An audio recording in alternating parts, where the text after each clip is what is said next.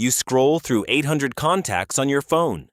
You have group chats you never open, followers you've never met, and a notification badge that never quite reaches zero. And somehow, tonight, you still feel completely alone. This isn't a personal failure. It isn't a sign that something is wrong with you specifically. The real answer is far stranger than that. You are living inside a social environment your body was never designed to survive, and it doesn't have a word for what's happening to you, because it never needed one before. Start with a simple number.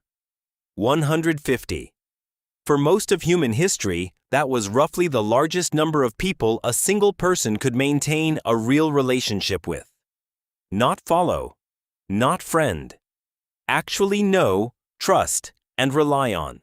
The British anthropologist Robin Dunbar arrived at this number by studying the relationship between brain size and group size across primates, then applying the same ratio to humans. He found the same limit showing up again and again, in hunter-gatherer bands, in military companies, in villages, in modern workplaces. Your brain has a hard ceiling on genuine social bandwidth. It always has. Now think about how many people are actually in your life today. Hundreds of contacts, dozens of daily notifications, maybe thousands of followers. Your brain is being asked to process a social world roughly 10 times larger than anything it evolved to handle. Isn't it strange that a species this connected could also be this isolated? The two facts aren't contradictions. They're cause and effect. For nearly all of human existence, you didn't choose your social group. You were born into it. The same faces surrounded you at birth, at every meal, at every illness, and at your death. Belonging wasn't optional, and it wasn't something you had to maintain through effort. It was structural. It was simply how life worked. There was no such thing as being unfollowed. There was no such thing as a message left unread. If you were with your group, you belonged. Full stop. That structure did something important to your nervous system.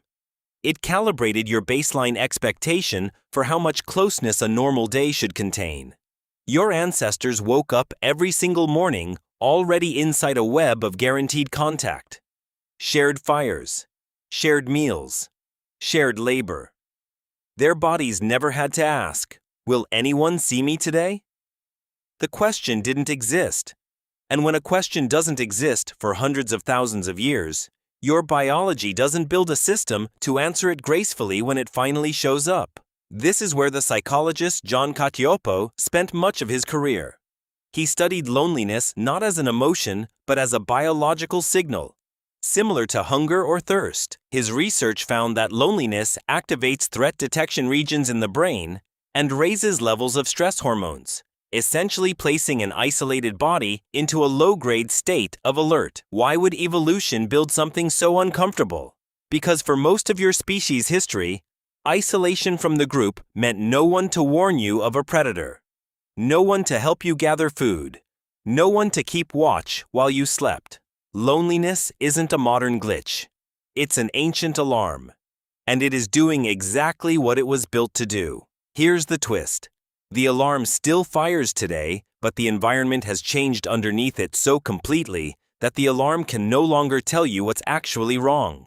You can be lonely inside a packed office. You can be lonely at your own birthday party.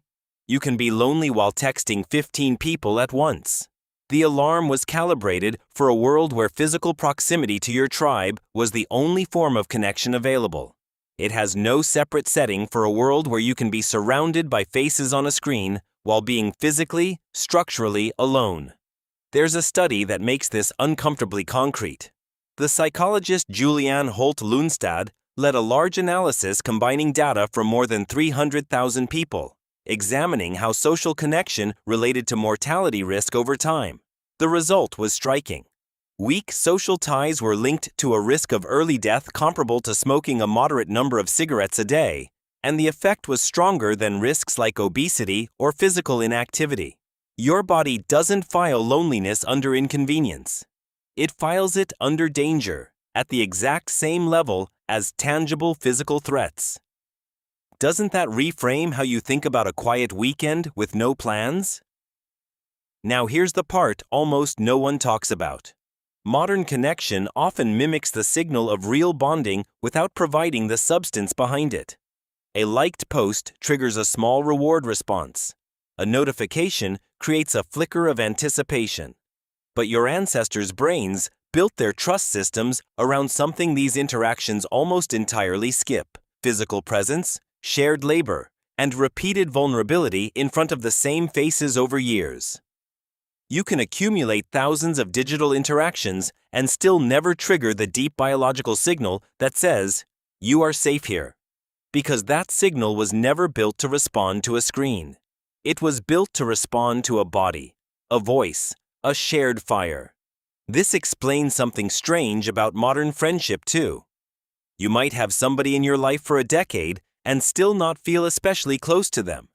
And you might spend one uncomfortable, difficult week with strangers, stranded somewhere, forced to depend on each other, and come out of it feeling bonded for life. What's the difference? Shared vulnerability under real stakes. That's the ancient formula your brain is still running. It doesn't care how many years you've known someone. It cares whether you've needed each other.